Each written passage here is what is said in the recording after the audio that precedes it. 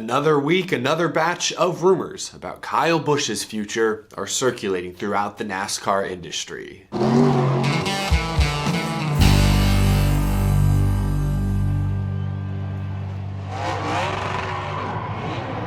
How's it going, y'all? My name is Eric. Welcome to Out of the Groove. I hope your week is off to a great start. We're talking a little NASCAR silly season today. We have some actual news, and then we have some, as I teased, rumors to discuss. Every week, it seems, the chatter around Kyle Busch's NASCAR future just gets louder, crazier and crazier. Today is no different. Before we get to that, though, Junior Motorsports confirmed this morning that young Sam Mayer will stick with the team in 2023. That's right, Sam Mayer, the driver from Wisconsin, will once again drive the #1 car next season. I've been a big Sam Mayer fan the last couple of years. I think everyone took notice when he won a Truck Series race at Bristol at just 17 years old. He ran about half the Xfinity schedule last year for JRM and didn't have great results. His average finish was 20th. But this year he's been full-time, and right now he sits 9th in the regular season standings. He's got 11 top 10s and 21 starts. Still looking for that first win, but he's been more consistent this year. I'd still say he's prone to those young rookie mistakes from time to time, like this past weekend at Michigan. Drafting up behind two cars side by side, kind of hung out in no man's land, didn't pick a lane, and ended up getting a left front tire rub. Not entirely Sam Mayer's fault, but a mistake you don't typically see veterans make. So still prone to some of those mistakes, but I'm very high on Sam Mayer. I think he has a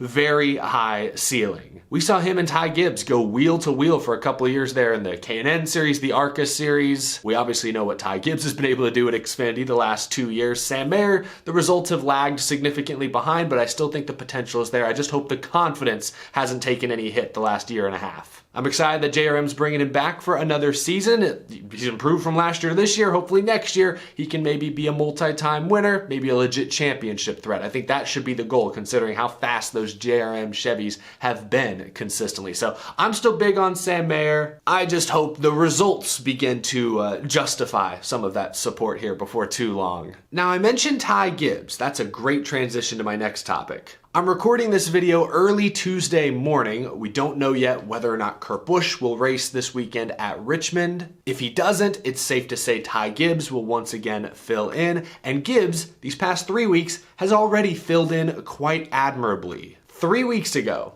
19-year-old Ty Gibbs had exactly 0 laps of experience in the next-gen car. Reports were he was running iRacing at 1 o'clock in the morning the night before his Pocono debut. Yet despite that immense lack of experience, Ty Gibbs has finished 17th, 16th, and now 10th against the best stock car drivers in the world. He has yet to have a full 1 hour practice session behind the wheel of a cup car, yet he already has a top 10 finish on his resume. A race in which he made a mistake late speeding on pit road and in the final 30, 40 laps was still able to rocket around a dozen or more cars into the top 10. Ty Gibbs has performed, I would say, even more than admirably behind the wheel of that 45 the past couple weeks. Ty Gibbs is ready for a Cup Series ride. I'm just going to say it. I've been kind of saying it for a few months now, but I've also been saying, oh, maybe he just does some part-time starts next year, get a little of experience, dip his toe into the Cup Series. No, Ty Gibbs is ready for a full-time Cup Series ride today. I think if Gibbs goes full-time cup racing for JGR or 2311, a Toyota team next year, he's going to win a race. I'm calling it now. I'd pick him as a playoff driver, and lately I've not been that high on most rookies. He still has a lot to learn, don't get me wrong. I still think he has some emotional and mental maturing to do, but trial by fire these days is the best way to do it. He has the natural seat-of-your-pants feel for these race cars. He's not skittish behind the wheel by any means. He's ready to race full-time in the NASCAR Cup Series. His grandfather and team owner Joe Gibbs has said repeatedly that the plan is for him to do another full-time year of Xfinity, but plans can change. Ty Gibbs has performed well enough in this small 3-race sample size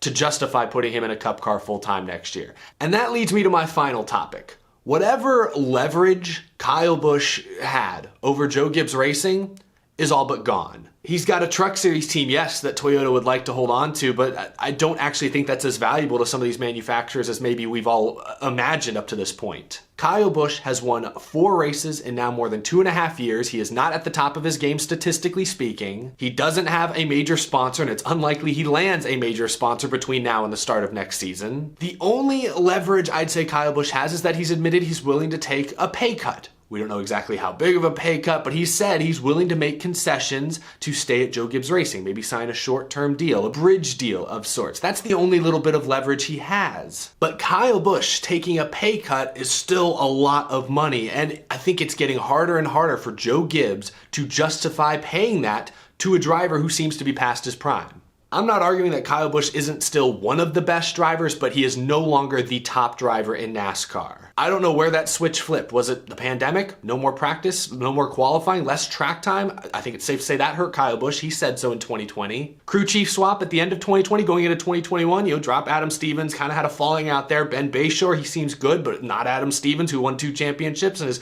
competing with Christopher Bell this year. Is it the next gen car? Kyle Busch has been used to driving the old style stock cars for 15 to 20 years, something like that. Is he having a harder time adjusting? Still, not as much track time as he's used to in the past. He's not getting to race as many Xfinity and truck races as he used to. NASCAR's capped 5 truck races a year, and I think, what, is it like 7 Xfinity? So it's less than all the Xfinity races. Blame whatever you want. The proof is on the stat sheet. Kyle Busch has not performed like a top driver the past 2.5 years, and I think when Joe Gibbs looks at Ty Gibbs dominating Xfinity, he just won his 5th race of the season, and he's now already collected a top 10 as a substitute driver in a non-Joe Gibbs racing car. I think Joe Gibbs is close to saying, scrap the plan.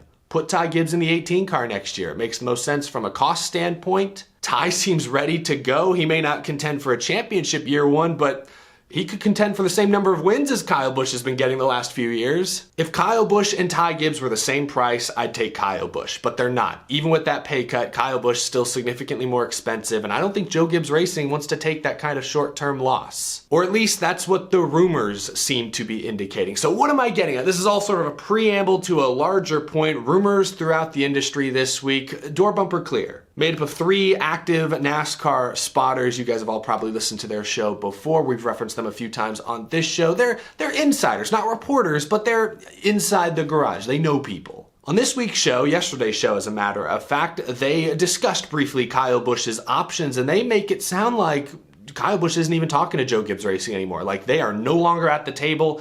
That deal's not happening. Here's what they said. We're in August, so if you've got Chevrolet now entering the conversation to come after you, and you've got one Ford team that's talking to you, and Gibbs has essentially potentially stopped talking to you, you don't have a lot of options if you're Kyle Busch, and you're too damn good to not race a Cup car next year.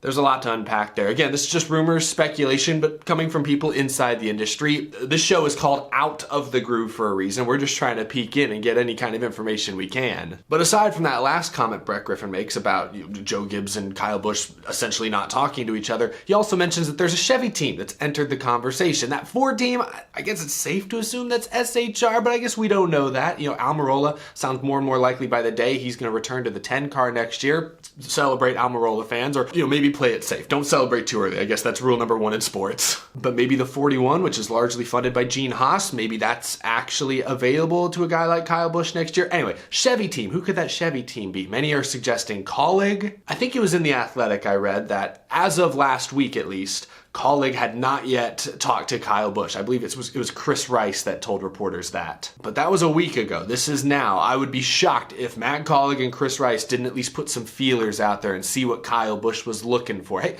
Noah Gragson took that Colleague car on a part-time schedule up into the top 5 this past week. I don't think that's a terrible ride. So Colleague could be interested in Kyle Busch. Yesterday was really interesting on Twitter. This is a brief side note. Colleague Racing tweeted out like a clock emoji, like, oh, waiting on a big announcement, big news. Oh, is this Kyle Busch? What's going to happen? Oh, no, it's just Justin Haley going to run the Daytona Xfinity race. He's going back down. He's won like 4 Xfinity races at Super Speedways in his career. He's driving the 14 car. Cool news, but okay. Has nothing to do with Kyle Busch. All right, whew. And then Tony Stewart put this post out teasing a major announcement coming tomorrow, thanking the fans, tagging NASCAR, IndyCar. What could this be? Oh, apparently, according to Adam Stern, at least it's an NFT announcement. Okay, go for it, Tony. Twitter been playing with our feelings the past couple days. Anyway, that's just a side note. Wanted to mention that. Colleague Racing absolutely could and I think should be in the Kyle Busch sweepstakes. I think SHR, probably the leading Ford team if I had to guess. But what options are there for Toyota to retain Kyle Busch? I'm not convinced Joe Gibbs Racing is completely off the table until Kyle Busch says he's not talking to JGR. I'm going to assume that's still one of, if not the leading options. Like up until this point, up until even last week, Kyle Busch has reiterated time and time again, his number one goal, his primary focus is to sign a contract with Toyota and Joe Gibbs Racing. So until he says otherwise, I'm still going to believe that to be the case. But we are getting later and later into the season. We're only about like 6 months or so away from the start of the 2023 season. Not a lot of time to get a major deal done. The guys on Door Bumper Clear also mentioned in that same episode that maybe 2311 Racing could be an option for Kyle Busch if his brother Kurt Busch chooses to hang it up a year early. Kurt Busch, one of the oldest drivers in the garage, he's won his championship, he's won his Daytona 500. Denny Hamlin said he can drive that 45 as long as he wants to, but what if this recent injury gives Kurt a different perspective on life? What if Kurt Busch just doesn't want to go out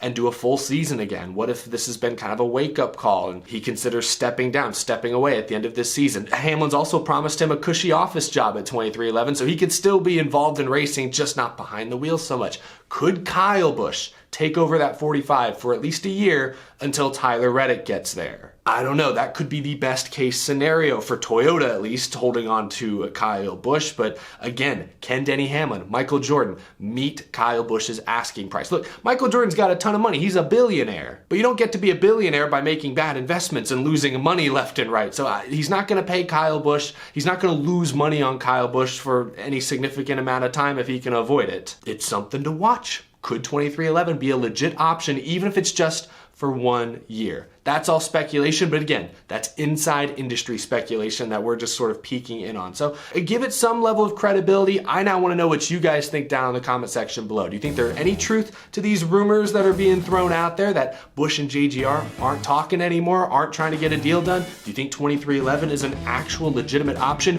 Who is this Chevy team that's entered the conversation? Don't think it's Petty G, and I've seen a lot of people saying that. Sounds like they're going with Noah Gragson for that 42 car. We talked about that last week. The Athletic reported it first. But is it Colleague? Is it Richard Childress Racing? Who knows? Leave a comment down below. I want to see your best guesses. That is going to do it for this episode. Thank you all so much for watching. If you're new to the channel, hit that subscribe button. We talk about NASCAR news, rumors, we react to races, and much, much more every single day here on this show. And as always, a huge thank you to my Patreon supporters. Thank you so much for your very generous support each and every month. It truly keeps the show growing. More to come later this week. Thank you again for watching. I will see you in the next episode. Take it easy, y'all.